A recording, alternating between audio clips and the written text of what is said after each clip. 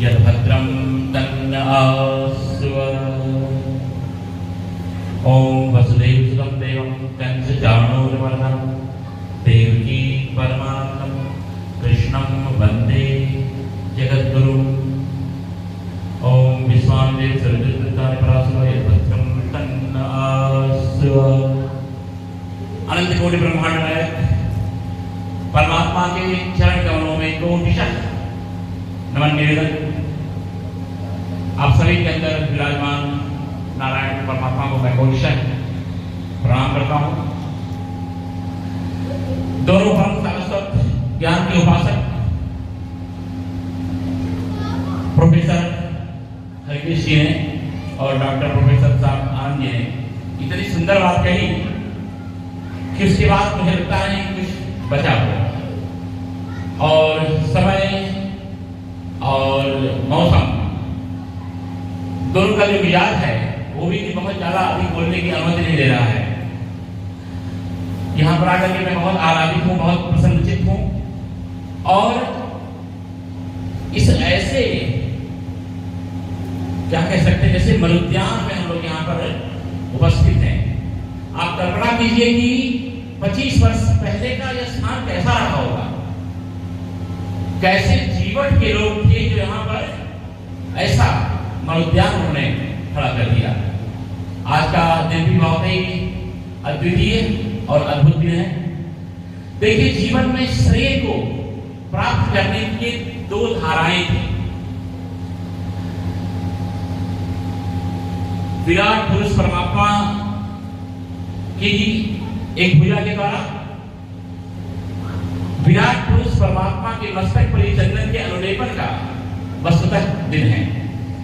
ये दोनों धाराएं इतनी दिव्य रही कि परस्परम भावयन्ता श्रेया परम अवाप्स्यथा। दोनों के द्वारा इस समाज का पनपन हुआ है। एक ने धर्म को आकार दिया, ब्राह्मणों से मुखवासी, और एक ने पूर्ण रूप से अपने सामर्थ्य के द्वारा उस धर्म की सुरक्षा की। और ये दोनों एक दूसरे के ऊपर अन्योन्य आश्रय के रूप में शास्त्रों में दिखाई पड़ते हैं। आप देखो कैसे कैसे दृश्य, समय नहीं आपको मैं बताऊं, कुछ वर्णन करूं। श्रृंगी ऋषि ने शाप दिया परीक्षित को, एक ऋषि कुमार के द्वारा थोड़ा सा अविवेक का आचरण होने पर शासित किया जाता है। दूसरी तरफ शुभदेव जी ने उसी परीक्षित को 7 दिन में मोक्ष का अधिकारी बना दिया। दूसरा दृश्य आप देखो कि उस समय के क्षत्रिय होते थे। एक वह महाराज जनक जो कि अष्टावक्र से ज्ञान की प्राप्ति करते हैं। दूसरी तरफ 7 दिन में परीक्षित को मोक्ष देने की सामर्थ्य रखने वाले शुभदेव जी उन्हीं अष्टावक्र के पास जाकर के ज्ञान प्राप्त करते हैं।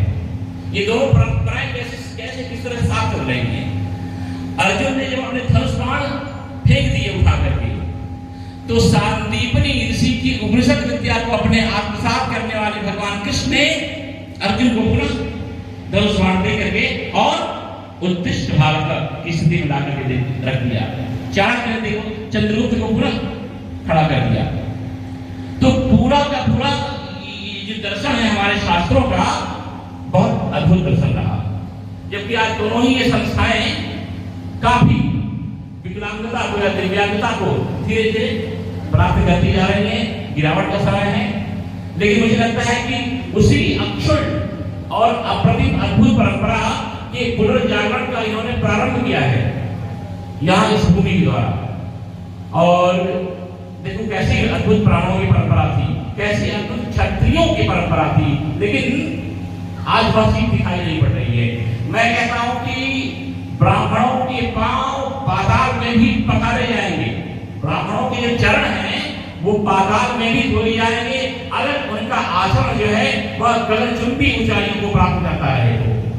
तो बहुत ज्यादा अपने मन के आराध को व्यक्त करते हुए और सत्यदेव जी ने अपने कर्मठता के द्वारा, अपने क्या क्या कोई शब्द हमको नहीं मिल रहे हैं। वीर पुरुष कहें कि कर्मवीर कहें कि कर्म योगी कहें, मुझे लगता है महाराज ये सबके बस की बात नहीं है। कोई कोई लोग आते हैं जिनको ये दायित्व तो ऊपर से देकर ही सौंपा गया होता है। मैं केवल सोच रहा हूँ कि मैं यहाँ पर क्या कर सकता हूँ। मुझे लगता है कि मेरे द्वारा सब कुछ भी नहीं होगा जब तक कि ऊपर वाले की इच्छा नहीं होगी, मर्जी नहीं होगी।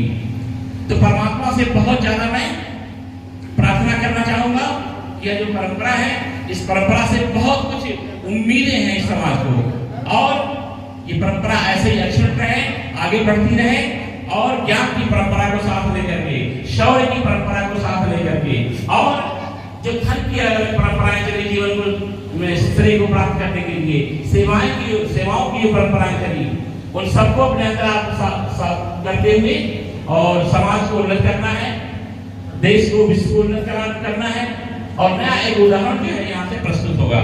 तो आप सभी लोगों को बहुत बहुत साधुवाद देते हुए, धन्यवाद देते हुए बस अपनी वाणी को मैं यहाँ पर विराम दे रहा हूँ। क्योंकि पहली बात तो ये कि मुझे मेरी सबसे बड़ी कठिनाई ये है कि मैं खड़े होकर के बोल नहीं पाता हूँ, और जो लोग खड़े होकर के इतना अच्छा बोल लेते हैं मेरे लिए बड़े प्रोडक्ट है। जब तक मैं सिंहासन में नहीं बैठूं मुझे लगता है कि मैं मुखर नहीं हो पाता हूँ। तो फिर भी आप लोगों का इतना स्नेह, इतना प्रेम, इतना आदर, मैं उसके प्रति बड़ी कृतज्ञता व्यक्त करता हूँ। और इसी तरह से यहाँ से नए नए प्रयोग होते रहने चाहिए, और पूरे समाज में इसका मैसेज जाए, पूरे विश्व में इसका मैसेज जाए, पूरे मानवता को यह जो मैसेज जो है उद्धरित करे।